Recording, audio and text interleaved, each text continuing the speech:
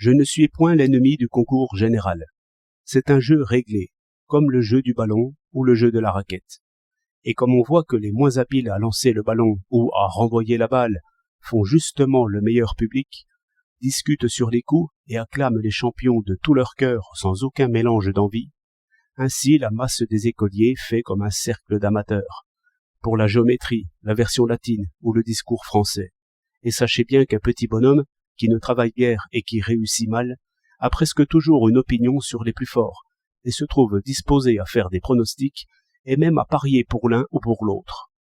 Il faut compter aussi le bonheur d'admirer, si puissant sur les jeunes et sur tous, mais il faut qu'on soit entraîné d'abord à l'éprouver, à quoi contribue la solennité en réveillant l'esprit de corps.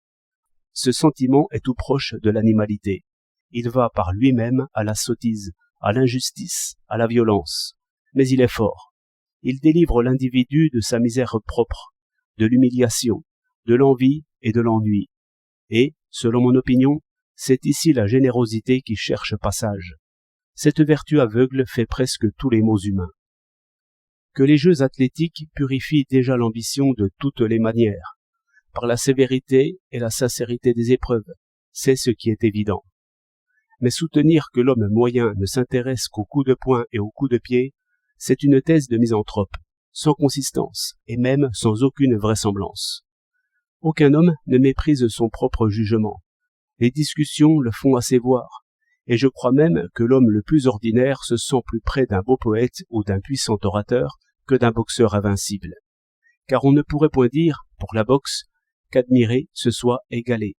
Mais pour les choses de l'esprit, on a osé le dire, et ces paroles sonnent bien. Ce ne sera donc pas un petit avantage si l'on donne au jeu de la rivalité, de l'imitation et de l'admiration, l'objet le plus haut, le plus estimé et le plus proche. Toute pensée est toujours sur le point de comprendre, et le premier sentiment enferme toutes les pensées possibles. Ce que l'homme de génie fixe en ses paroles, c'est justement ce que chacun voulait dire et allait dire. Ce qui est nuisible dans les classements scolaires, c'est la mauvaise place, non la bonne. La mauvaise place qualifie et pèse le médiocre, et le scelle sur lui-même. J'aime mieux la couronne qui en distingue un ou deux et égalise tout pour les autres, qui font comme une cohorte serrée et indistincte, tout admise à l'honneur d'admirer.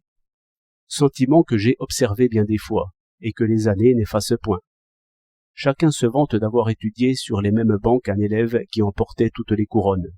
Et ce sentiment est bien ridicule, si on le prend par le côté négatif. Ce ne serait que vanité et puérilité. Mais il est pourtant vrai que l'élève médiocre a participé d'une certaine manière, et même de très près, à ces travaux dont il voit le fruit. Ce sont les mêmes auteurs, les mêmes livres, les mêmes paroles. Toutes les tentatives prennent corps en ce succès éclatant. Les idées les plus brumeuses s'éclairent et s'ordonnent. Comme le vrai sens d'une phrase obscure ou le vrai développement d'une idée difficile éclaire aussitôt l'intime pensée de ceux qui sont restés en chemin. Modèle plus lointain dans l'écrivain, tout familier et proche dans le condisciple, par cette ignorance encore toute fraîche, par ces fautes d'écolier, d'abord communes à tous, par cette simplicité de l'existence en commun, qui efface tout à fait l'idée d'un miracle et d'une grâce de nature. Et ce jugement écolier, qui rapproche, ne rabaisse point le lauréat, mais au contraire, il élève les autres au-dessus de la résignation triste, qui est le pire mal à cet âge. Seulement, il faut reconnaître que ce sentiment éminent, qui est d'admiration apprivoisée, serait par lui-même faible s'il n'était porté par l'esprit de corps, l'acclamation, la cérémonie, qui sauve d'abord de la tristesse, de l'humiliation et de l'amertume par des moyens extérieurs et une énergie incomparable. Ainsi sera-t-on préparé à acclamer sa propre pensée en un autre homme, ce qui est savoir lire.